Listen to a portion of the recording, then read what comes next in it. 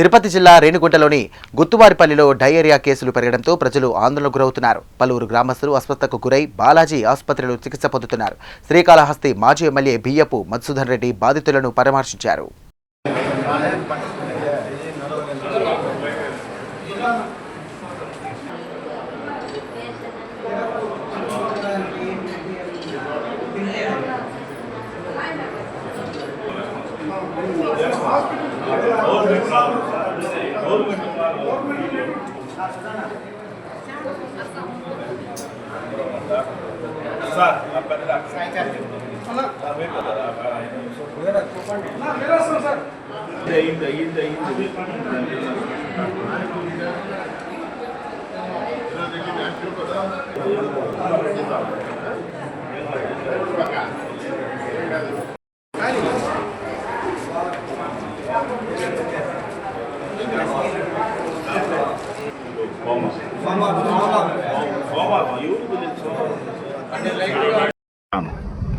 పార్టీలు కాదు, ఇప్పుడు పార్టీలు కాదు, సాక్షాత్ వెంకటేశ్వర స్వామి ఉండే జిల్లాలోనే దిక్కులేదంటే ఇంకా అనంతపూర్ కర్నూలు పరిస్థితి ఏంది?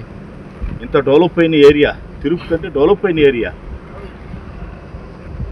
ఈరోజు క్లీనింగ్ చేసేదానికి కూడా బ్లీచింగ్ డబ్బులు లేని ప్రభుత్వం.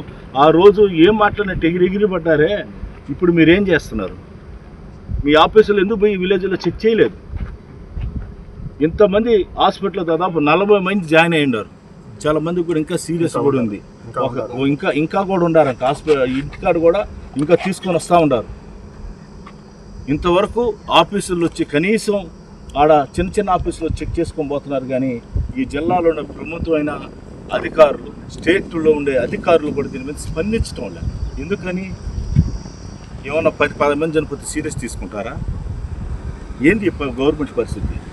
దయచేసి ఆఫీసర్స్కి, అదేవిధంగా ఎవరు ఉన్నారో ప్రభుత్వంలో వాళ్ళందరూ కూడా తెలియజేస్తున్నాను, దీన్ని సీరియస్ తీసుకొని ఇంకోసారి జరగకుండా చూడాలని కోరుకుంటున్నాం. అదేవిధంగా ఇక్కడ జాయిన్ అయిన వాళ్ళకి ఇంకా బాగా ట్రీట్మెంట్ ఇవ్వాలని కోరుకుంటున్నాం.